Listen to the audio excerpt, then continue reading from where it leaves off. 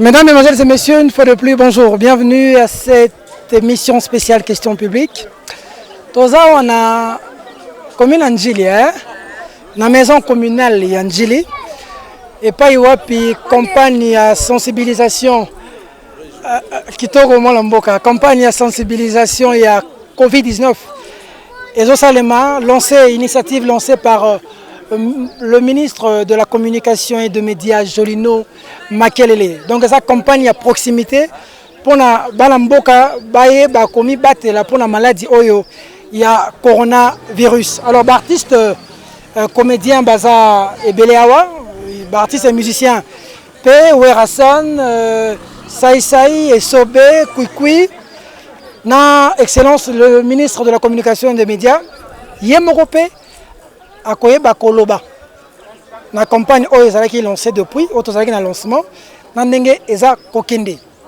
Alors, na bandana ministre, na bandana balanjili, na bandana bala quartier.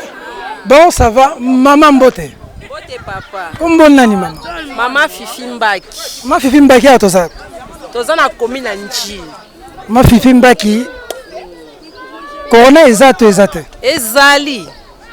Est-ce que vous avez battu? Non, je battu, on me battu, bon le rosé ya femme. Pendant une lo bande moi tara munene pema esanga bien na okokate. O mo enyo sanza kaka. Réaction na nini na initiative ministre Jolino Makelele a lancé, il y a la campagne à proximité pour le coronavirus. Makanisi na ezani. Te to sepe inde mingi na oye asali pour makambo. Asepe ate. Tipo bakoka pesa banda makambo pour na biso na njipo biso za basa bakoka.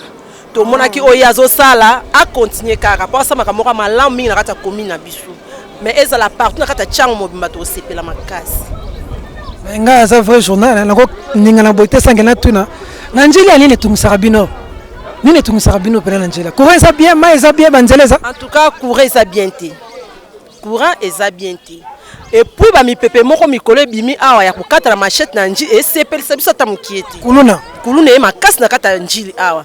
To komi kokima to komi bana 7 contre bana 1, bana 8 contre bana 1 et sabiso ki to côté. Mi ko ziba tala pena likambo makasi pour ma be côté na kata Njili.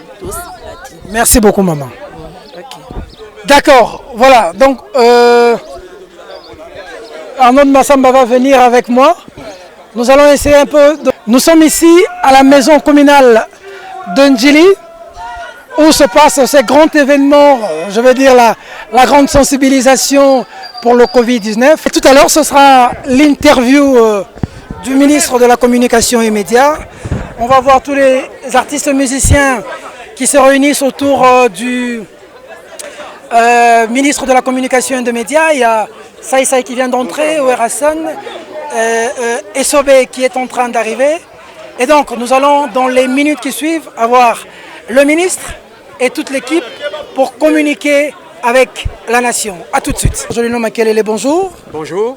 On vous voit ici à Njili, entouré des figures de proue dans le domaine artistique de notre pays, artistes, musiciens et comédiens. Il s'agit de quoi, pour ceux qui ne savent pas, de quoi est-il question aujourd'hui? La même question en français, la même question en lingala. Merci beaucoup. Il vous souviendra qu'une campagne de sensibilisation avait été lancée au niveau, disons, du gouvernement, à travers le ministère de la Santé publique. Et il se trouve que cette communication tarde à prendre son élan. Et c'est la raison pour laquelle le chef de l'État m'a instruit de faire le nécessaire pour imaginer une autre forme de communication. Et avec l'appui du Premier ministre Sylvestre Ilunga Lukamba, des petits moyens m'ont été accordés, j'ai dit petits, et le reste, je me suis débrouillé pour donner l'exemple, pour montrer qu'en bon quinois, nous connaissons les coins et recoins de Kinshasa d'abord, nous connaissons la mentalité des Quinois, les Quinois qui sont réfractaires à la communication telle qu'elle existait jusque-là. Et que donc les Quinois, nous devons les aborder autrement. C'est la raison d'être de cette stratégie qui met en présence les grands artistes que vous connaissez. Vous avez Saïsaï ici à mon extrême gauche. Vous avez Kwikwi, vous avez Yahweh Rasson Yama à ma droite. Vous avez Esobe, les phénomènes. Et donc, vous voyez, en plus, j'ai fait appel à des des gens qui sont des vecteurs importants de la musique, parce que les réticences viennent souvent de la jeunesse et des femmes. Et c'est la raison pour laquelle j'ai recouru à Werrason en personne, parce qu'il sait attirer les foules à travers ses œuvres. J'ai fait appel à Inosbi, j'ai fait appel à Alech, j'ai fait appel à Jean Goubal. Moi, j'ai l'impression, et je pense, par rapport aux œuvres telles qu'elles ont été produites, je pense que ça va cartonner sur les chaînes de télévision. J'espère recevoir votre appui naturellement, vous la presse. Et si tout va bien, je pense que ça va commencer la campagne demain. Demain, je reçois les patrons de la presse audiovisuelle et je vais leur remettre les supports pour qu'ensemble nous combattions, comme le veut le président Félix Tshisekedi, ce fléau. D'abord avec les moyens de sensibilisation, parce que vous savez très bien que si on n'arrive pas à réussir la sensibilisation, eh bien, tous nos compatriotes qui sont dans la zone périphérique risquent de connaître l'hécatombe, parce que ces populations n'auront pas su ce que c'est que le corona et surtout la manière dont on peut en survivre ou en guérir. J'ai donné l'exemple moi-même de mon cas. Moi-même, j'ai été atteint du coronavirus, mais voici maintenant, j'ai repris le boulot depuis 2 semaines et demie, 3 semaines. Je suis en bonne santé. Mais par contre, j'ai un collaborateur et un frère qui, lui, n'a pas survécu. Tout simplement parce qu'il ne s'est pas pris trop à temps. Il a traîné avec des histoires croyant traiter une malaria, etc. Et puis voilà, les choses se sont aggravées et Dieu l'a appelé à lui. Donc c'est un message fort que j'appelle pour que les gens voient mon témoignage. Ils se disent, ah, le ministre, lui, il a été atteint, il témoigne, mais il en est guéri. Et donc il faut beaucoup d'autres peuvent en guérir. Maintenant, j'ai plus d'immunité que vous autres qui êtes là. Donc vous comprenez qu'il faut absolument sensibiliser. Na lingala bandeko basimba nini tata ministre na ndenge tomonio awa na ba artiste musicien minene ya Afrika ba kitia wana njili. Torosala bongo caravane motorisée torokota ba balabala nyoso parce que stratégie oyo e uti wapi. Tata Mokonzi Félix Antoine Tshisekedi tango mona kité sensibilisation oyo sala na niveau officiel. Ezala ministère de la santé, ezala ba structure mosusu, ezokota bato malamu te pour des raisons bino boyebi, les bandeli mo ba kwa kezalaki, ba doute koti, bato bakomo no baloba na ba hôpitaux, tout ça crédibilité à message à l'été bané ko comme un peu entamé. Yango na tata Mokonzi Félix Antoine Tshisekedi a sengaki ngai na imaginer façon mosusu ya communiquer en tant que Kinois. Na sengi bongo a PCP meeting dans la premier ministre a lokel nga ba moyen ya mike. Ba moyen na mike, ko permettre nga na sala ba commune yo sauter. Yango na lobina sala nanu na commune na ba district nga na bimo malamu na bandana changu na banira njili pe na kosala commune ya Kimbanseke sima nango na okende na Kisenso na kena Kingabwa na okende na Selembao na okende na Malueka Kanluka Pakajuma etc. ba coin auto yebike batu baza kuna bandima makambo te. À partir de là, stratégie ni nazwa ki stratégie na lobina zwa bateau yo na français ba vecteur bateau ali ke soka bimi be soka lobi be soka yembi muto même aro ki pété aroyo ka posa tala ou bien mona. Alors na bateau wana na tan na cibler population o ezoli boya makambo ya corona eza mingi ba jeune na ba jeune ba maman o baza moi na katikati entre ba koko na ba jeune. Alors bateau wana nyoso na ba ki biloko nini ba linga otala so ba linga tala télévision so ba moni Werrason na bimi. En tout cas, Werrason, si tu as 100, en tout cas, tu as 60, tu as 40. Et ça, ça y est, bimi. En tout cas, tu as distrait au moment où tu as. Alors, à part, on a dû faire des vedettes, des jeunes, à la mode. À l'èche, sur la bimi, la génération, elle est là, on a eu un diabète. So ba moni inosbi mutazo ba priti na ba potokuna ya minene ba tutu ba jeune ba kolinga balanda. Donc bref, à part bango na associé sikoyo ba tulko ba Jean Goubal et nazana besoin ba tona nyoso ba sensibiliser. Yango na tokosa na bango caravane motorisée, to respecter ba distance, to kabola nini, to kabola ba chaque rue, to kabola ba sodo. Na chaque rue, il y en a 285 na Njili. To kabola ba masque. Nous avons près de 15 000 masques pour l'instant au Toro Kabola. Et puis, tu sali stand, bon, on a stand douana, tu tiens un stand douana et yamba, bateau bazan a doute. Comme il y a stand dans le coronavirus, il y a un son. Donc, il faut le bateau, dans l'esprit, dans l'esprit, mais pour comprendre. Pour ce que le coronavirus, ça tue, protégez-vous. Mais sur le coronavirus, il y a un son. il y a comprendre déjà que vous avez donc message wana yo yebi ndenge yazali donc okoyeba passer message ngana okoma ngonga mona okoma tira banganda na kota pena ba yayo babeta bazumbel banwa na expliquer bango que eza fo masolo donc voilà esprit de tozana ngoto kota sala caravane c'est-à-dire na ligne comme mona kutute na zanga moto moko ya changu moto moko ya ndeko nanga moko parce que baloba kozanga koyeba ezali wa ndambo menga na bakisi siko na baloli yango kozanga koyeba makamba corona ezali liwa ya mobimba donc na kozanga ka koyeba okoki okufa. Voilà pourquoi na pesi merci mingi na chef de l'état na initiative azwa kiwana na lingi pe ko décevoir yete na bandi na initiative oyo tango yemo ko remona na premier ministre ba remona que il y a une autre façon de communiquer qui est possible oyo ezali ke ko atteindre bandeko surtout les lok ba déconfiner Gombe. Bato bazoya donc to moni que nombre ya bato baza atteint et bani ko matalisusu donc il faut te bisa bato na biso baza na balax ba yeba que eza très important to zala to respecter ba gestes barrières. Merci. Ministre, merci. Merci.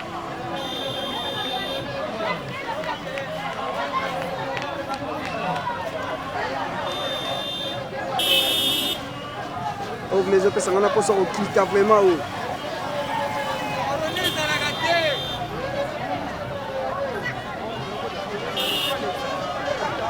Oh, c'est je vois les cas, va les cas. Oh, il se banane.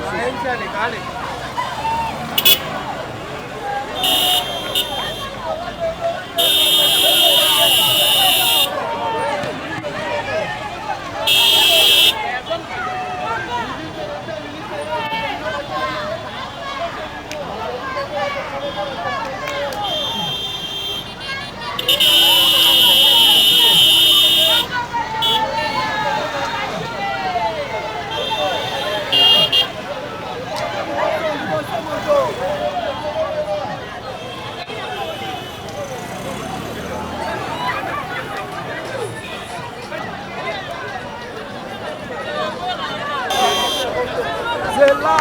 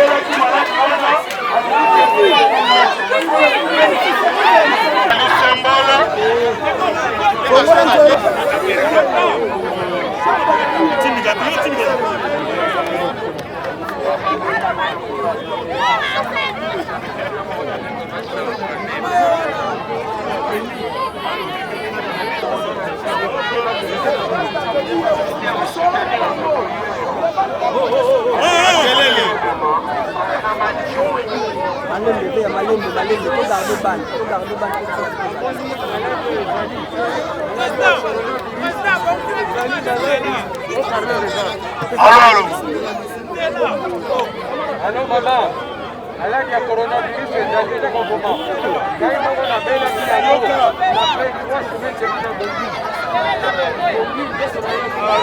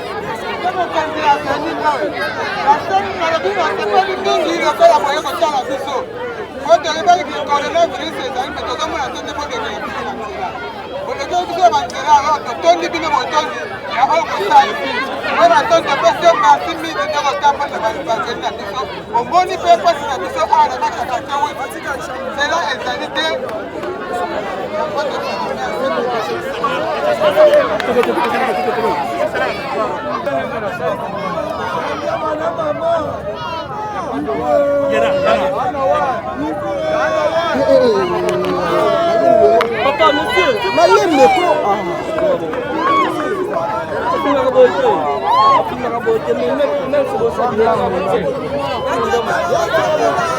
S'il vous plaît.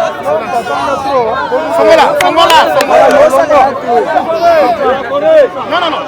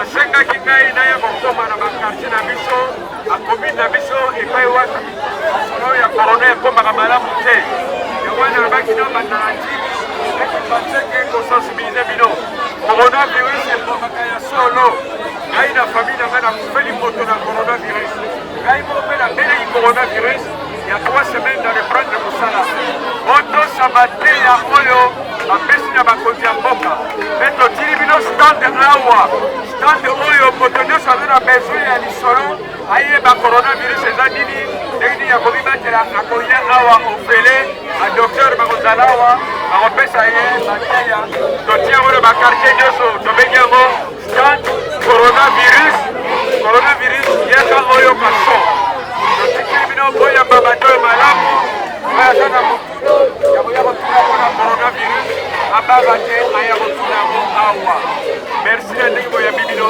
molili ekoti otikala malamu merci iloba peut-être pas owera moke bandeko na ngai mbote akalisi oti koyoka liloba ye moko son excellence oti koloba par rapport ya makambo oyo ezoleka na monde entier ya covid-19 alobi eloko moko motuya exemple apesi na oyo ndeko na ye auti kotika biso mpona maladi kaka oyo boyebi ya covid-19 yango esengi tomibatela totosa surtout ndakisa oyo mokonzi ya mboka Jean Félix Tshilombo alobaki biso nyonso toyeba komibatela mpona covid-19 epuis nazo remercier ye moko son excellence monsieur le ministre oyo ya biso jolino ndenge azosala campagne oyo partout na nchi tozotambola omoni na ye mpe na bandeko na nga baartiste comédien bazali mibale donc c'est-à-dire mpona olakisa bino ke soki biso tozobanga yango ebongo yo ezala na place na biso toza na besoin na bino kongo oza mpe besoin na biso merci beaucoup oaza na mato ya koyoka bonjour bonsoir alors bandeko bino moko buyoki massage oyo bapesi biso ezali massage ya kuneglige te buyoki ndenge ya noel nyama alobi buyoki ndenge son excellence monsieur le ministre Jolino Makere alobi soki toye awa mpona kosensibilize bino bandeko na biso ya ntango bana ya ntili bino moko buyebi maladi oyo ya covid-19 ekala te kokoma covid-20 soki buneglige iza kusenga fo tutosa mibeko ndenge baza koyebisa biso toyeba korespecte baregle oyo baza kopesa biso ndakisa ya president na biso Félix Tshisekedi alingi bana ya mboka akebisi biso alobi na biso toyeba ndenge nini ya kose protege bandeko ezali masangi te eza ya lokuta te maladi oyo ya corona eza kuboma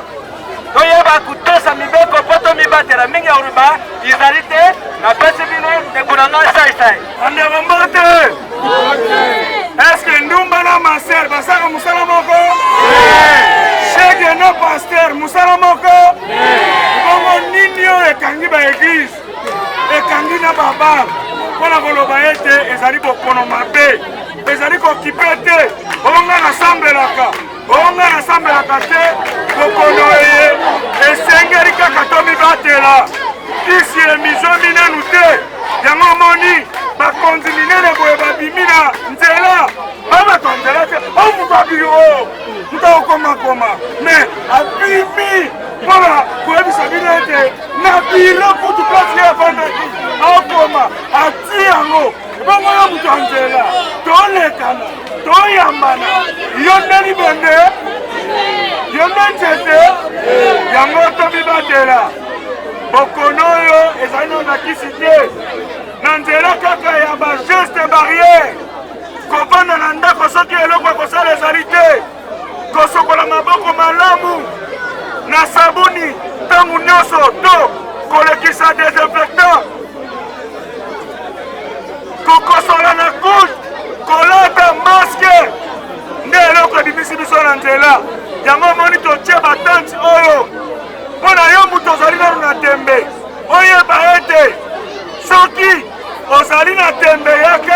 ososolama omanyolama bandeko batunanga nini soki prison na biso ya makala etonda boyebi eloko etondisa yango tembe osanga nini yo nani eloko te nde eloko etondisi eloko mpe ekotondisa simetire na coronavirus aya nini eloko te kasi ne te tokotonda abu oyo eza na mato ya koyoka bakobomba na kasi ne so bakobomba na kasi ne basele beyoamina manipaka oboy te bolanda mibekwa bakonzi napesi bino kwikwi toko makasi mpona bino moko alobi boyebi yengi ya malobi lidewa esilaka te zana apart bamusicien basilaka te yengi ya bacomédien comédien esilaka te lider esobe na lider saisai sikonga kwikwi mwana koko ping pong banda na bimeske na sila siko teyena ye moko ministre na biso papa jolino makelele première fois na tiango tozwa ministre maboko makasi mpona bino moko il faut être préservatif et il faut être prudence.